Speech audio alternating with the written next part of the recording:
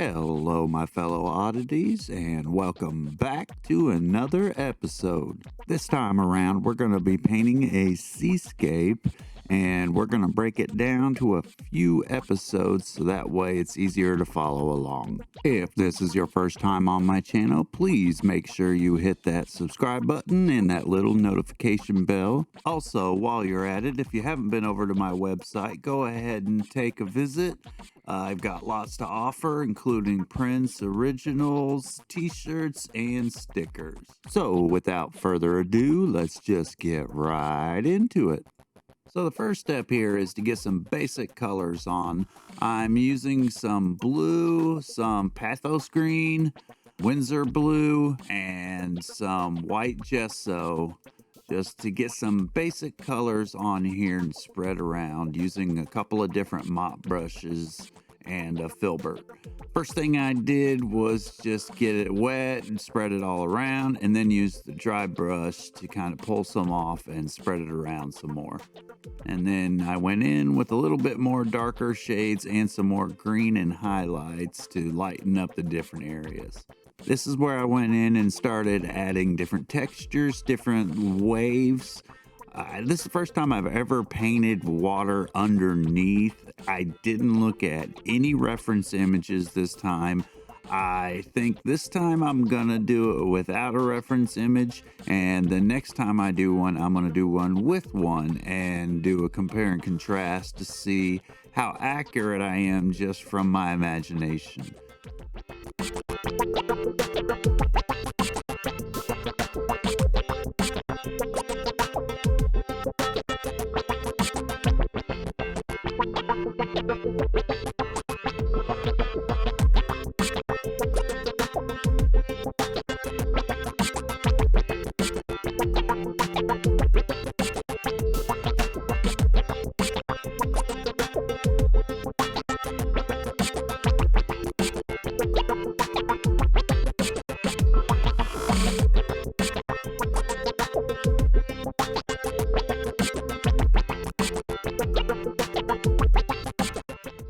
So I'm going back through here and putting in some deeper blues underneath the highlighted parts to act as where the crisp edges of the top of the waves might be underneath.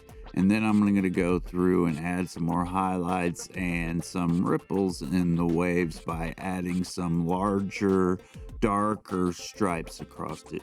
I used a couple of different size filberts for most of this, starting with the larger sizes and working my way down.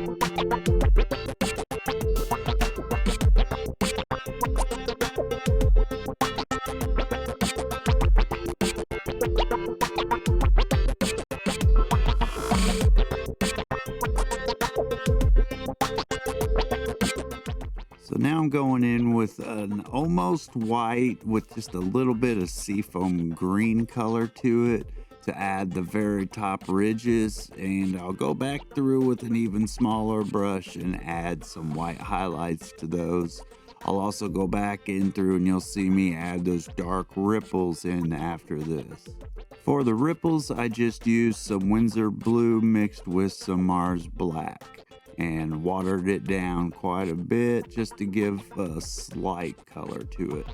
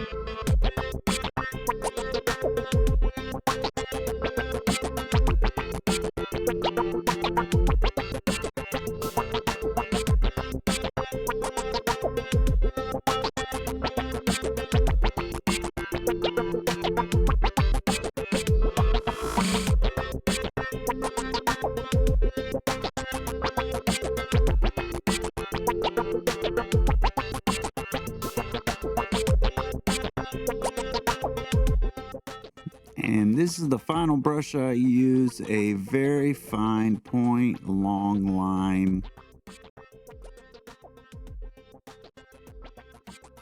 This to give the fine details and crisp corners on those upper edge of the waves. Now, if you've been following along, then you should look about like this right now, or something relatively close. So stick around for the next episode. We're gonna add some sand and corals. Thank you very much for watching, and we'll see you in the next episode.